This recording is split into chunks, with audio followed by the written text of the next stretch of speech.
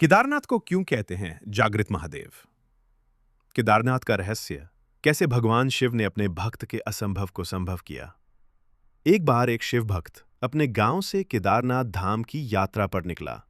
पहले यातायात की सुविधाएं नहीं थीं, इसलिए वो पैदल ही निकल पड़ा। रास्ते में जो भी मिलता, केदारनाथ का मार्ग पूछता और मन में भगवान शिव का ध्यान करता रहता। चलते चलते महीनों बीत गए। आखिरकार वो केदारनाथ पहुंच ही गया। केदारनाथ में मंदिर के द्वार 6 महीने खुलते हैं और 6 महीने बंद रहते हैं। वो उस समय पहुंचा जब मंदिर के द्वार बंद हो रहे थे। पंडित जी को उसने बताया कि वो बहुत दूर से महीनों की यात्रा करके आया है। पंडित जी से प्रार्थना की, कृपा करके दरवाजे खोलकर प्रभु के दर्शन करवा दीजिए। लेकिन नियम तो नियम होता है, एक बार बंद तो बंद। वो बहुत रोया, बार बार भगवान शिव को याद किया कि प्रभु बस एक बार दर्शन करा दो, पर किसी ने भी नहीं सुना। पंडित जी बोले, अब यहाँ 6 महीने बाद आना, 6 महीने बाद ही दरवाजे खुलेंगे। यहाँ 6 महीने बर्फ और ठंड पड़ती है। सभी लोग वहां से चले गए। वो वहीं रोता रहा। रात होने लगी, चारों तरफ अंधेरा छा गया, लेकिन उसे विश्वास था अपने शिव पर कि वे जरूर कृपा करेंगे। उसे बहुत भूख और प्यास लगी। तभी उसने किसी की आने की आहट सुनी। देखा, एक सन्यासी बाबा उसकी ओर आ रहा है। वो सन्यासी बाबा उसके पास आया और पास में बैठ गया। पूछा, बेटा कहाँ से आए हो? उसने सारा हाल सुना दिया और बोला, मेरा आना यहां व्यर्थ हो गया बाबा जी। बाबा जी ने उसे समझाया और खाना भी दिया। फिर बहुत देर तक बाबा उससे बातें करते रहे। बाबा जी को उस पर दया आ गई। बोले, बेटा मुझे लगता है सुबह मंदिर जरूर खुलेगा, तुम दर्शन जरूर करोगे। बातें करते करते भक्त को नींद आ गई।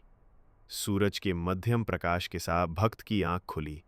उसने इधर उधर देखा, लेकिन बाबा कहीं नहीं थे। इससे पहले कि वो कुछ समझ पाता, पंडित जी आ गए अपनी पूरी मंडली के साथ।